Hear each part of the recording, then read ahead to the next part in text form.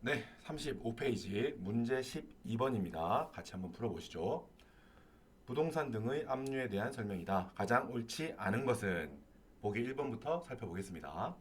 보기 1번 제3자가 체납자를 상대로 그 재산에 대한 소유권의 확인에 관한 민사소송을 제기한 사실을 증명하는 경우 그 강제 징수를 확정 판결이 있을 때까지 정지한다라고 되어 있죠. 자, 요거 답을 확인해 보겠습니다. 1번에 대한 풀이. 일단 1번 풀이가 여기랑 요 밑에도 1번이 있죠. 그래서 필요한 부분만 잠깐 보겠습니다. 1번을 풀이하는데 필요한 부분. 자, 제3자가 그거 내 건데 라는 거예요. 예를 들면 세무서에서 체납자 재산인 줄 알고 압류를 했어요. 체납자 재산 1호 판단을 해서 압류를 했는데 제3자가 그 가져가신 거 그거 제 거예요. 돌려주세요 라고 말하는 거예요. 일단 그 상황이죠. 설명을 이따가 자세하게 뒤쪽에 할 거고 지금 일단 1번 푸는 용도로만 보겠습니다. 보기 1번을 보는 용도로만. 자, 세무서장은 제3자가 소유권을 주장하고 반환을 청구하는 경우 그 재산에 대한 강제징수를 정지해야 한다. 이어서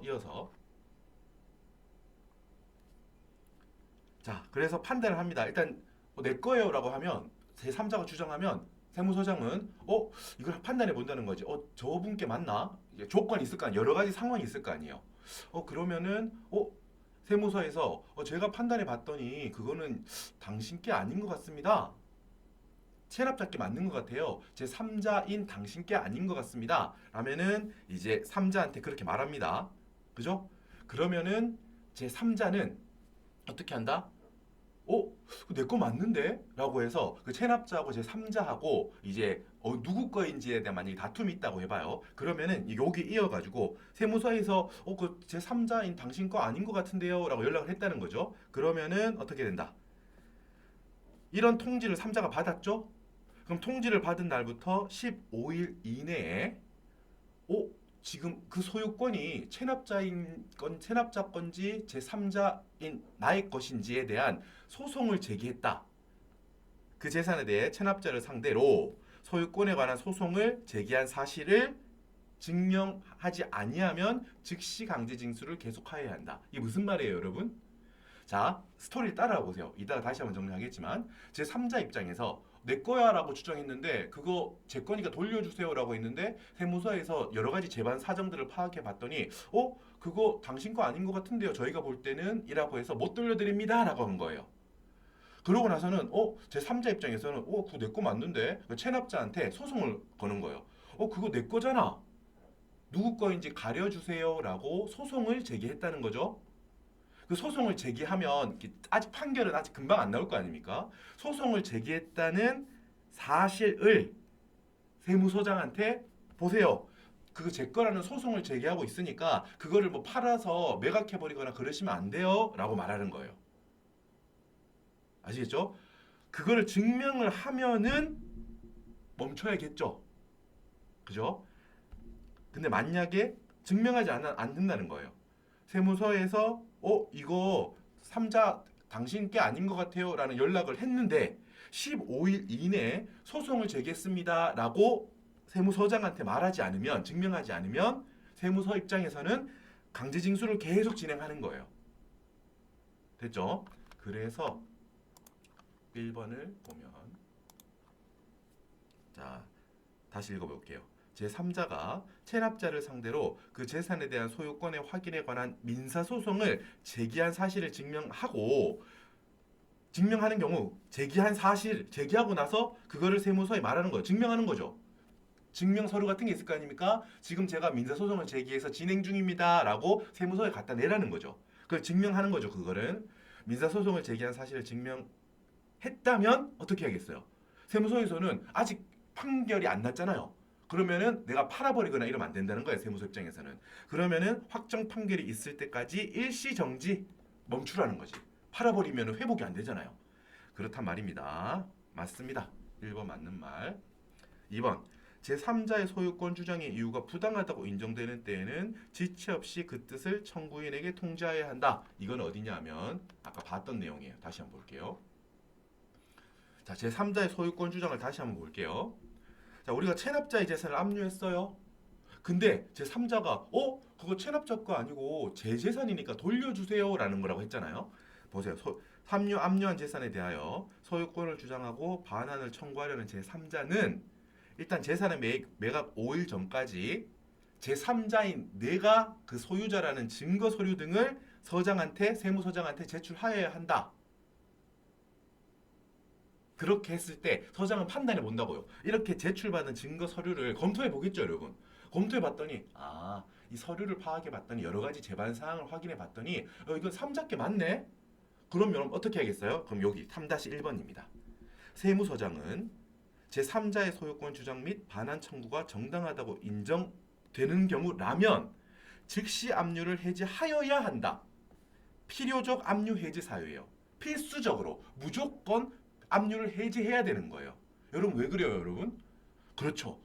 체납자 재산이 아니잖아요, 이거는. 제3자인 3자 재산이라는 게 확실히 확인이 됐잖아요. 세무서장 스스로 확인을 했다는 거잖아요. 그러면은 우리는 압류를 하려면 체납자의 재산만 압류해야죠. 제3자한테는 돌려줘야 된다 이 말이에요.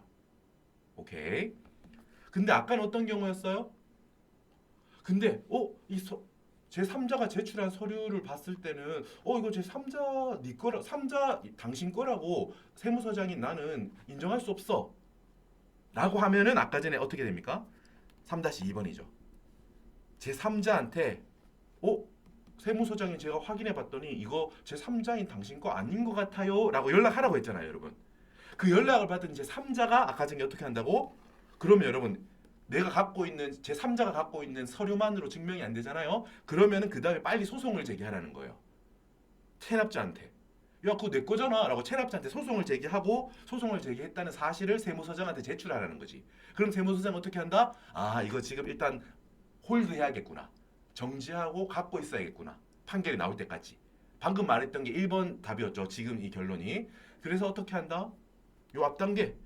세무서장이 제3자가 제출한 서류를 확인해 봤더니 자기 거라는 주장이 부당하다고 판단한 거예요.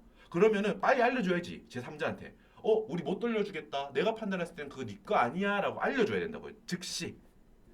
그게 2번입니다. 볼게요. 제3자의 소유권 주장의 이유. 서류를 막 제출했는데 그 서장이 봤더니 세무서장이 확인해 봤더니 부당하다고 인정된다. 제3자 네 게 아니다. 라고 세무서장이 판단했다는 거예요. 그렇다면은 지체 없이 즉시죠. 즉시 그러한 뜻을 제3자의 소유권 주장이 이유 없다고 판단했다는 그 뜻을 청구인 제3자죠. 제3자 청구인에게 통지하여야 한다. 맞죠? 맞습니다. 3번 보겠습니다. 건축 중인 건물의 사용 목적으로 보아 사용 가능한 정도로 완성된 때에는 보존 등기 후 부동산으로 압류한다. 볼게요. 자, 뒤쪽에 있는데 건축 중이야. 아직 완성은 안 됐어요. 근데 그 사용 목적으로 봤을 때 거의 완성이 됐기 때문에 사용 가능한 정도로 완성이 된 걸로 본대요. 아직 건축 중이래요. 건설 중인 자산이죠. 하지만 거의 사용 가능한 정도로 완성됐다면은 보존 등기 후 부동산으로 압류한다라는 거예요. 아직 완성은 안 됐지만 거의 사용 가능한 정도니까 보존 등기하고 부동산으로 압류한다 이 말이에요. 어떻게 한다? 그래서 3번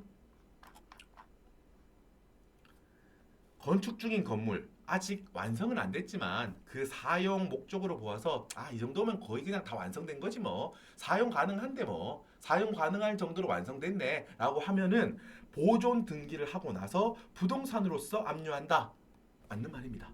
아직 완성은 안 됐지만 부동산으로서 압류할 수 있다. 압류한다 이 말이에요. 자 보겠습니다.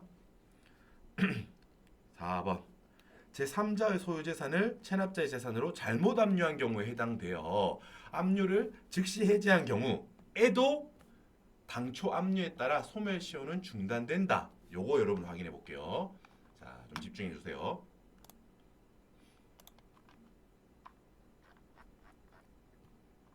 자, 제일 뒤에 있네요. 여러분, 요것도 조금 이따가 더 길게 할 거예요. 우리가 압류를 해놓고 그 후에 이거 압류를 풀어주는 경우가 있거든요. 근데 여기 빨간색 필요적 압류 해제 사유는 뭐냐 하면 필요적 꼭 해야 된다는 거야. 압류 해제를 꼭 필수적으로 압류를 돌려줘야 된다 이 말이죠. 이 경우에는 어때요? 마지막에 법률 문구가 해제하여야 한다. 강제 문구잖아요. 세무서장이 확인해 봐서 그냥 선택할 수 있다. 해제할 수도 있다. 이게 아니죠. 이런 경우들에 해당한다면 어떻게? 무조건 해제해라 이 말이에요. 돌려줘라 이 말이에요. 여러 가지 내용은 이따 볼 거고 밑에 보면은 여러분 6번이죠. 압류 재산에 대해 제3자의 소유권 주장 및 반환 청구가 정당하다고 인정하는 거. 이거 여러분 어디랑 이어지는 겁니까? 우리 아까 앞에서 제3자가 내 거니까 돌려주세요라고 하고 증거 서류를 세무서장에 제출한다고 했죠. 그걸 서장이 확인해 봤더니 우리가 확인해 봤더니 그러네요. 당신 거네요. 그럼 3자인 걸로 확인이 됐잖아요. 그럼 어때요? 돌려줘야죠. 필수적, 필요적 압류 해제 사유라는 거예요, 이거. 그죠? 방금 말했던 게 요거 6번이고요. 7번은 뭐예요? 제3자가 체납자를 상대로 소유권에 관한 소송을 제기하여 승소 판결을 받아서 그 사실을 증명했다면 세무서에 증명했다면 이것도 필수적으로 돌려줘야 돼요. 이거는 스토리가 어떻게 이어집니까? 아까 전에 여기죠. 아까 전에 여기서 제3자가 주장을 했어요. 제3자가 주장을 했는데 세무서장은 내가 봤을 때는 네게 아닌 것 같아. 3자 당신께 아닌 것 같아요. 통지했죠. 그러면 이 3자는 어떻게 한다고? 15일 안에 체납자를 상대로 소송을 제기하고 그 제기했다는 사실을 세무서장한테 증명하면 일시정지 된다고 했죠. 매각 진행하지 않는다고 했잖아. 세무서장은 그거를 계속 갖고 있어야 된다고요. 보유하고 있어야 되잖아. 만약에 증명하지 않으면 팔면 되고요. 세무서에서는. 증명했다면 어떻게? 아까 말했잖아요. 일시정지죠. 근데 그 후에 소송이 판결이 났어요. 그럼 제3자가 승소했어요. 그럼 누구 거라는 거예요? 제3자가 이겼다는 판결문이 나온 거죠. 그 판결문을 세무서에 갖고 왔어요. 증명했죠. 제3자가 자기 거라는 걸 증명했죠. 그럼 어떻게 해야 돼요? 당연히 돌려줘야죠. 이것도 필수적, 필요적 압류해제 사유겠죠. 이게 요 7번인 겁니다. 제3자가 소송에서 자기가 이겼다는 거를 세무서에 판결문을 제출했다는 거지. 쉽게 말해서. 됐죠? 자, 여러분 여기까지만 알면 풀 수 있는 게 아니고 자, 기본적으로 여기까지는 필수적 압류 서류 필수적인 압류 해제 사유잖아요. 자, 근데 이게 뒷페이지 보면 자, 이게 있습니다. 24년 개정세법. 우리 2024년에 개정된 부분이 있어요. 이건 뭐냐면 여러분 우리가 지금 제가 앞 강의에서도 열심히 몇 번 나왔습니다. 국세기본법에서도 나왔었고요. 우리 바로 앞 강의에서도 뭐가 나왔어요?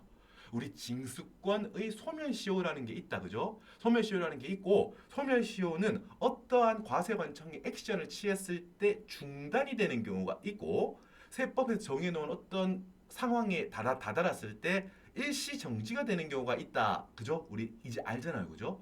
중단은 뭐예요?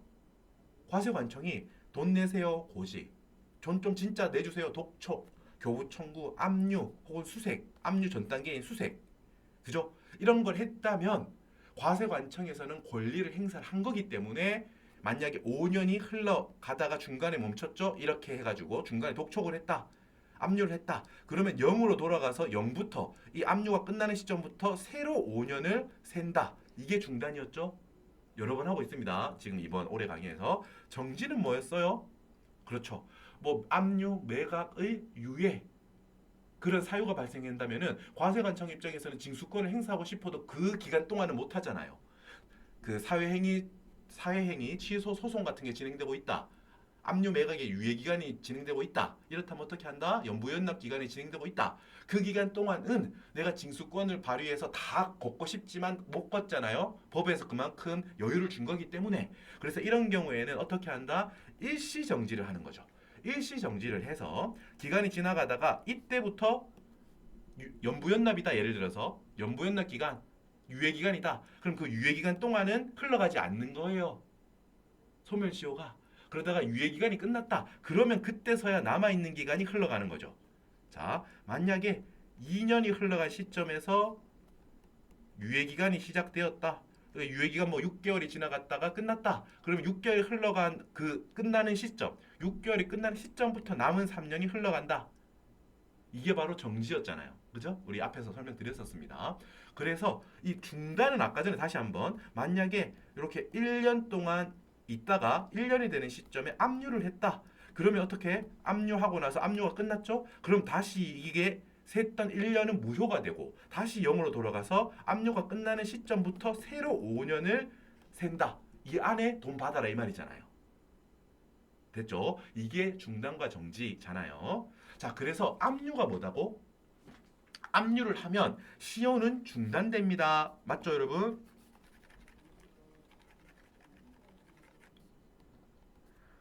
압류 이런 것들을 하면 시효는 중단이 돼요. 제로 베이스로 돌아가는 거예요. 세법 입장에서는 그래 과세관청아 네가 할 거 다 했네. 네가 권리 행사할 거 최대한 다 했으니까 너의 권리를 최대한 보장할게. 약간 이런 느낌이잖아요. 중단이. 자, 그런데 24년 개정세법은 뭐냐면 자, 지금처럼 생각해봐요. 우리가 체납자의 재산을 압류했다가 제3자가 그거 내 건데 돌려주세요 라고 하는 경우에 뭐 판단이 여러 개 있잖아요. 확인해 봤더니 서류를 확인해 봤더니 제3자 당신께 맞나요? 라고 해서 바로 돌려줄 수도 있고 나 과세관청 입장에서는 당신께 아닌데요 라고 해서 못 돌려줍니다 라고 하고 했는데 그 뜻을 통지했는데 제3자가 체납자를 상대로 이게 누구 건지 다퉈보자 라고 해서 민사소송을 진행하고 있다.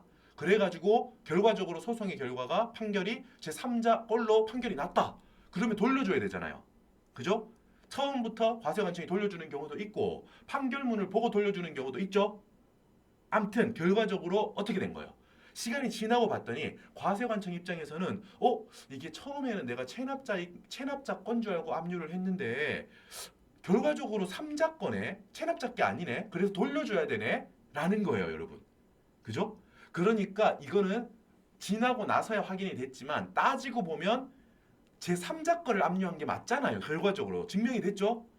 그렇다면 여러분 이게 압류에 대해서 이 경우에는 중단한 걸로 소멸시효의 중단 효력을 인정하지 않겠다라는 게 개정세법이에요. 24년.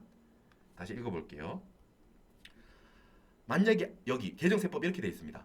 애초에 압류 금지 재산이 있습니다. 이런 것들은 예를 들어서 너무 진짜 납세자한테 이런 것까지 압류하면 생계가 너무 어려우니까 여기는 이건 압류하지 마라고 정해놓은 것들을 내가 압류했거나 아니면 체납자 게 아니고 제3자의 재산을 결과적으로 돌아봤더니 잘못 압류한 게 된 거잖아요.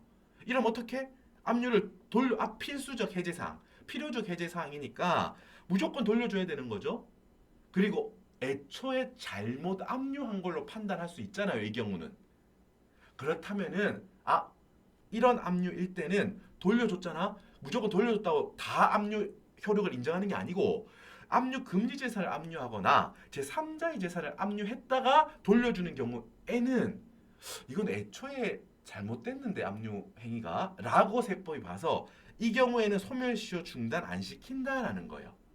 이게 24년도에 생긴 겁니다. 소멸시효 중단 사유의 예외로서 들어왔어요. 이게. 중단 안 된다는 거예요. 이렇게 하면. 4번.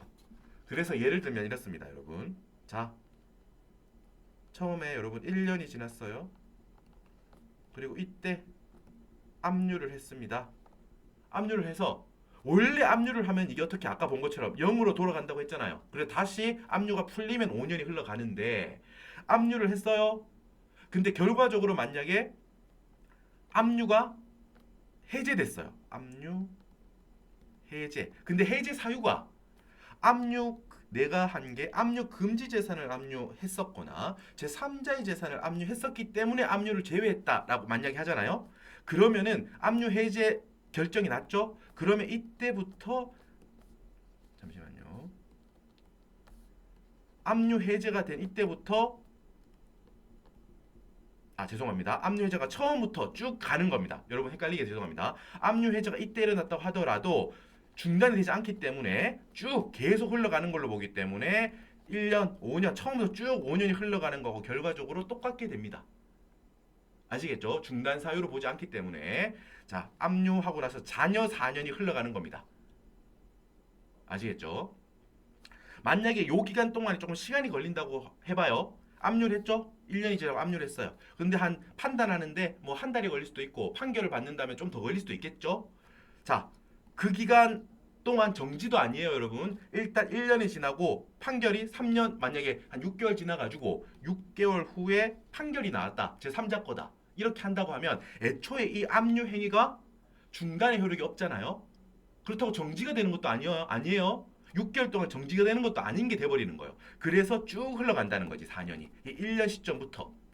1년 시점, 이 압류한 결과적으로 압류한 1년 이때부터 쭉 이어서 4년이 흘러가서 5년으로 소멸시효가 완료된다는 거죠. 자, 압류는 기본적으로 중단 사유인데 중단 사유가 아니다. 정지 사유도 당연히 아니고요. 지금 원래 압류 정지 사유가 아니기 때문에 압류가 이 관점이 어떤 거예요? 개정세법이 잘못된 압류라는 거예요. 압류의 효력을 인정하지 않겠다는 거예요. 그렇기 때문에 중지 안 되고 애초에 정지도 안 되기 때문에 판결이 기다렸던 이 6개월도 정지가 안 되고요. 1년 동안 했던 거 잔여 4년을 바로 이어서 카운팅해라. 그래서 최종 5년이 되면 소멸시효 완성됐다. 돈 못 받아 이 말이에요. 자, 그래서 봅시다. 제3자의 소유재산을 체납자의 재산으로 잘못 압류한 경우에 해당돼요. 지나고 봤더니 그렇다는 거죠. 처음부터 과세관청이 3자 거인 줄 알면서 하진 않겠죠. 체납자 건 줄 알고 갖고 왔다는 거예요.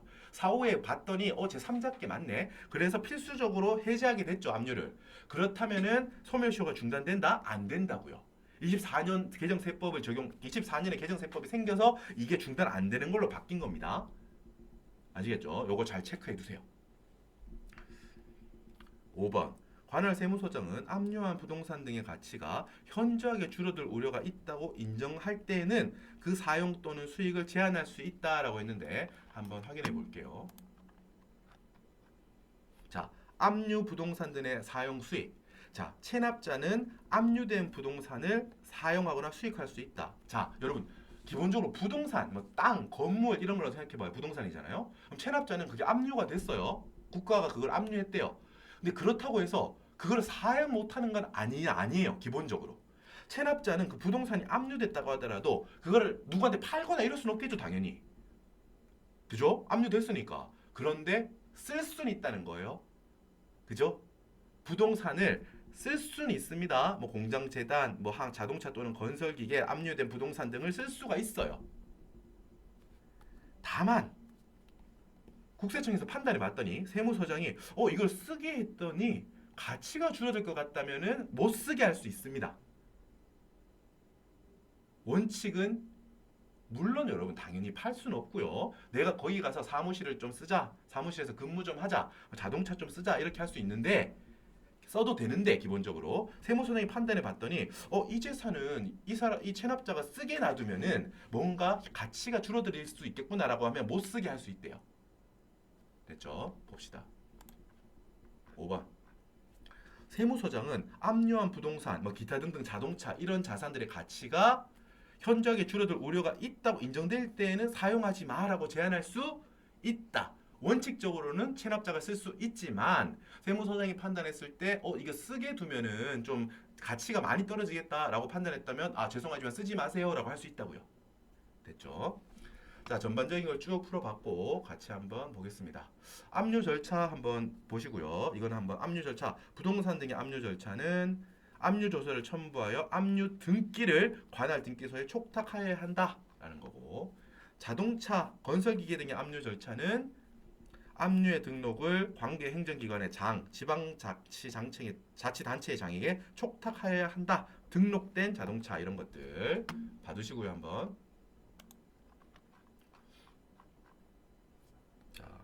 같이 아까 풀 때 못 봤던 거 위주로 보겠습니다.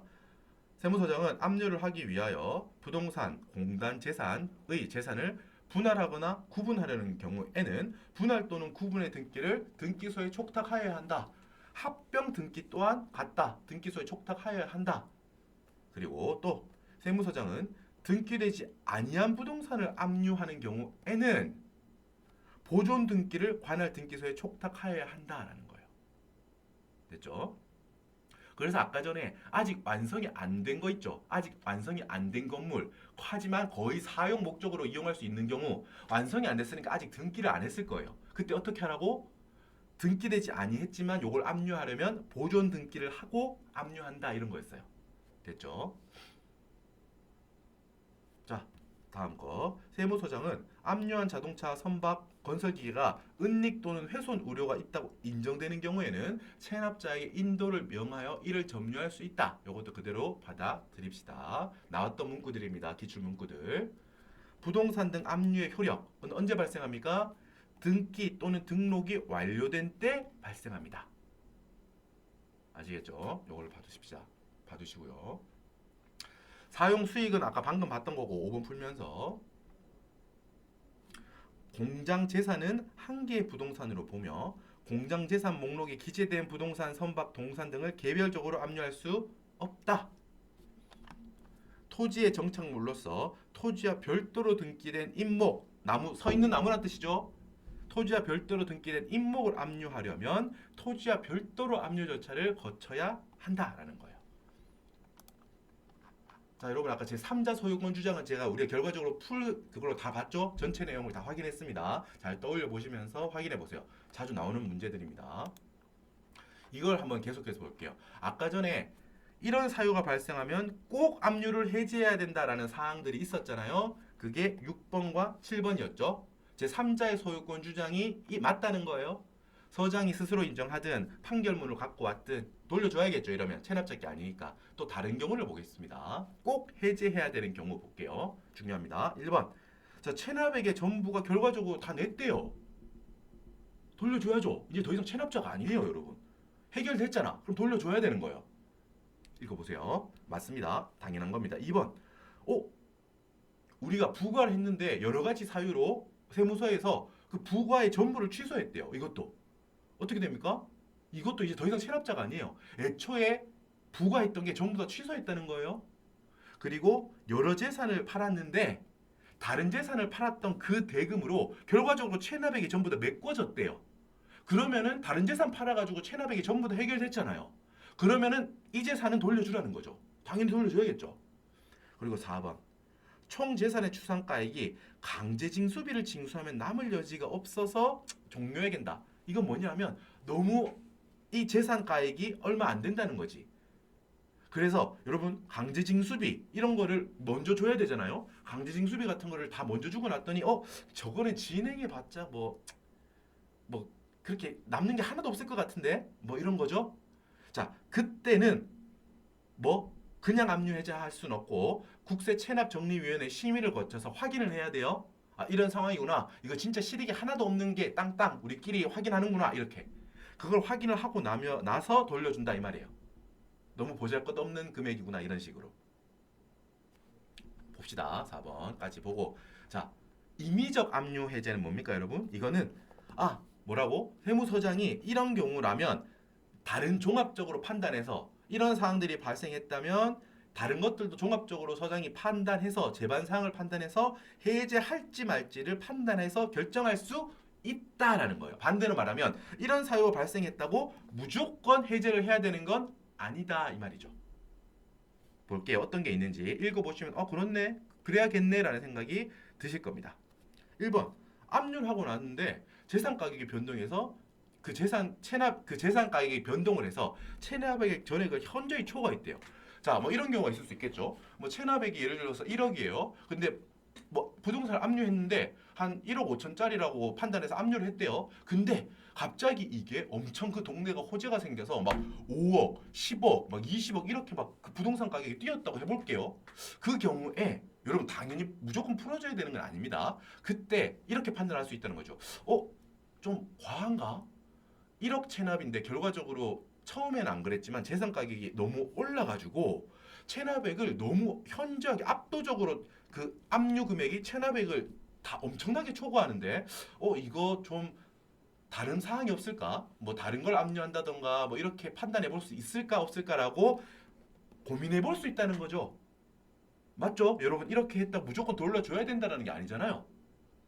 우리 세무서 과세관청 입장에서 납세자한테 좀 가혹한 것 같은데 다르게 조치해서 우리가 체납을 받을 수 있는 방법이 있다면 그렇게 할 수 있을 것 같다라는 게 판단이 될지 안 될지 한번 고민해보라 이 말이에요. 우리 쉽게 말해서.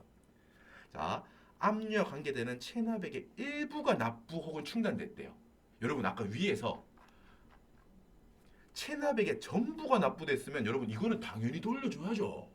전부 해결이 됐잖아요. 체납자가 아니었잖아 이제. 그게 돌려줘야죠. 근데 여기 뭐예요? 일부가 들어왔대요. 그러니까 예를 들어 우리가 압류를 했는데 체납자가 제가 지금 막 열심히 이렇게 계속 사업을 해가지고 이 정도 지금 여유가 있어가지고 이걸 체납을 일부러 갚겠습니다. 근데 그 압류해 가신 그 자산이 있어야 제가 더 영업이 잘 되니까 그걸 좀 돌려주시면 안 될까요? 라고 했을 때 아직 완납된 건 아니기 때문에 과세관청 입장에서 무조건 돌려줘야 되는 건 아닙니다. 하지만 일부가 납부가 되었고 이 자산은 해지해서 사업에 쓰는 게 장기적으로 체납자한테도 좋고 과세관청도 전반적인 전액을 회수하는데 좋지 않을까라고 고민해 볼 수 있다는 거죠. 그리고 밑에도 똑같아요. 아까 국세 부과를 전부를 취소했다면 당연히 이제 체납자가 아닌 거잖아요. 이제 부과했던 거 전부 취소야라니까. 그럼 당연히 압류 돌려줘야죠. 필수적 압류 해제 사유죠. 근데 여기는 뭐다? 봤더니 부가 체납된 금액 중에 일부는 뭔가 오류가 있었네. 취소할게라는 거야. 그 2번, 3번은 비슷한 겁니다. 이제 체납액도 좀 작아졌고 하니까 이거 좀 압류한 걸 돌려줘서 이제 계속 사업을 하셔가지고 받는 게 낫지 않을까. 과세관청 입장에서도 그렇게 고민해 볼 수 있다는 거예요. 일부기 때문에 일부만 들어온 거예요. 이게 전부인지 일부인지 확인하셔야 돼요. 심플하게 생각하시면 됩니다. 전부 들어왔으면 여러분 안 돌려주는 게 말도 안 되죠. 화내겠죠.